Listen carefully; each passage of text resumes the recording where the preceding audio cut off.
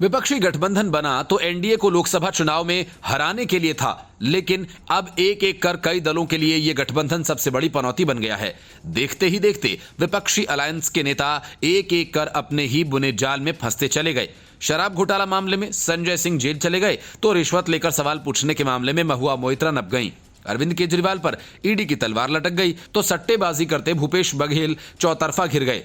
रणदीप सुरजेवाला को आचार्य प्रमोद कृष्णम ने ऐसा शांत कर दिया कि वे जहां जहां जाएंगे उनकी सीडी उनका पीछा करेगी और वे जवाब देते देते थक जाएंगे, लेकिन सवाल खत्म नहीं होंगे। विपक्षी गठबंधन की नींव रखने वाले नीतीश कुमार ने विधानसभा में महिलाओं के बारे में शर्मनाक बयान देकर अपनी फजीहत करवा ली। रही सही कसर उन्होंने जीतन राम मांझी के साथ तू तड़ाक कर पूरी कर दी। अब हालात ये है कि विपक्ष को छोड़िए, महागठबंधन में शामिल दल ही नीतीश कुमार के पीछे पड़ गए। सीपीआईएम माले ने तो बाकायदा पत्र लिखकर नीतीश कुमार की ऐसी तैसी कर दी।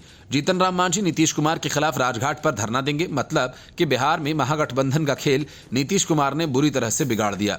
रही बात कांग्रेस की, तो उसका भी अब गठबंधन से मोहभंग होता दिख रहा है।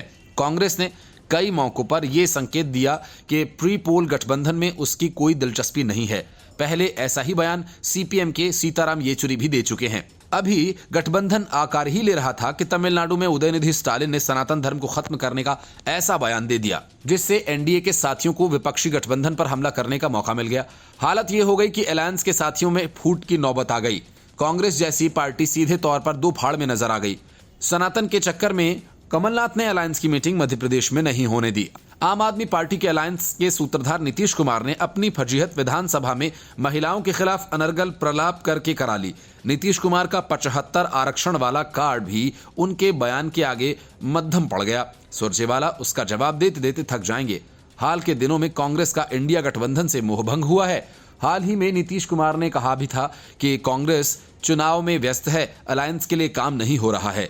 यही नहीं, जिस तरह से पार्टी अपने सहयोगी पार्टियों से व्यवहार कर रही है, उससे भी लगता है कि विपक्षी गठबंधन को लेकर अनिच्छुक है। कांग्रेस का गठबंधन के लिए अनिच्छुक होना समझ में भी आ रहा है।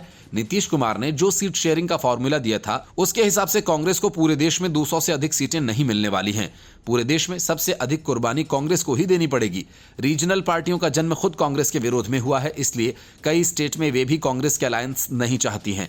विपक्षी गठबंधन की सबसे अधिक फजीहत हाल ही के दिनों में समाजवादी पार्टी और कांग्रेस के नेताओं के बीच होने वाली तू में हुई है। मध्य प्रदेश और विधानसभा चुनावों में सीट शेयरिंग को लेकर दोनों पार्टियों के बीच सार्वजनिक रूप से जो युद्ध हुआ है, उसे देखकर लगता है कि दोनों ही जानबूझकर लड़ रहे हों, क्योंकि इतना बड़ा इशू बनाने का कोई मतलब ही नहीं था। Bureau report, news of India.